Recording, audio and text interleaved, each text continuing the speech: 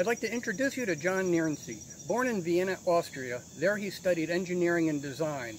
At age 22, he immigrated to the United States, landing in Philadelphia. From there, he was able to get an apprenticeship at the B&O Railroad in Baltimore, Maryland. He worked his way up to become an engineer there.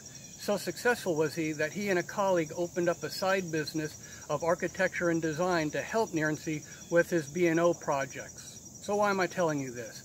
Well, in the early 1850s, South Carolina decided they needed a new state house. The old one was too plain, it was too small, and being made of wood, it was a fire trap.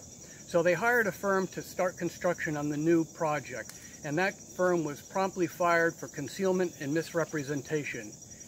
They contacted Nierensee, asked him to come down and evaluate what was done. After inspecting the project, he determined that both the workmanship and the materials used were of inferior quality. His recommendation? Tear it down, start all over again. In 1855, he was hired to do just that. He moved his family down to Columbia, began work on the new design, and then started building to that design. In 1861, when the war broke out, basically everything came to a screaming halt. There were no longer funds, manpower, or materials. He ends up joining the Confederate Army. He's given the rank of major, and he is made head engineer for the South Carolina State Militia.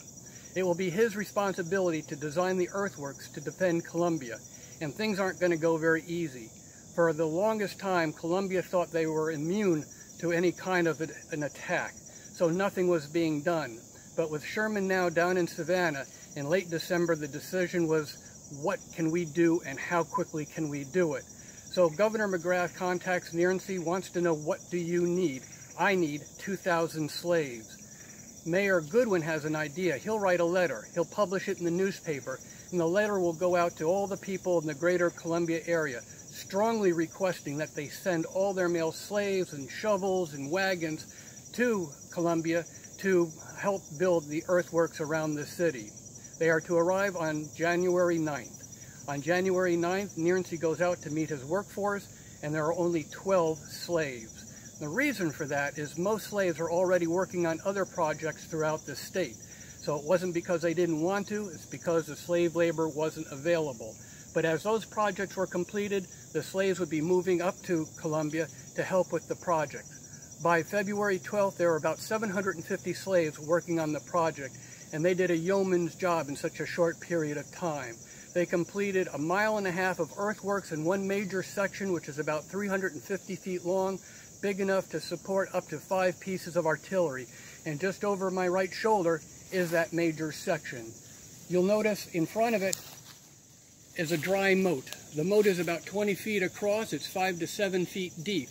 Behind it are the earthworks, made of the dirt that was removed from the moat. It's about 15 feet wide at the base, 5 to 7 feet tall, and it was very, very substantial. I'm standing on the Confederate side of the major section of earthworks. What you can't appreciate through all the trees, that downrange from this area where artillery probably was placed, is the bridge and the state road. So any troops coming up the road to approach the bridge will be in the direct line of fire from the artillery.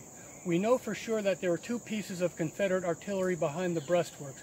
We're not clear about how many pieces of artillery were here, but Woods called up a total of 5 pieces. He called up a 20-pound Parrott, which is a huge field gun, much bigger than anything the Confederates had here. They only fired 3 rounds, but the after-action report said that they fired with great precision and good effect.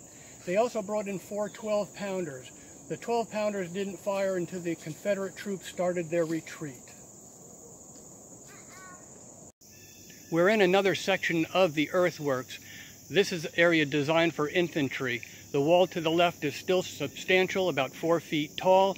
There's a little bit of a gully where the soldiers can step down into to reload their muskets, be out of harm's way, and then step up to the berm and fire again.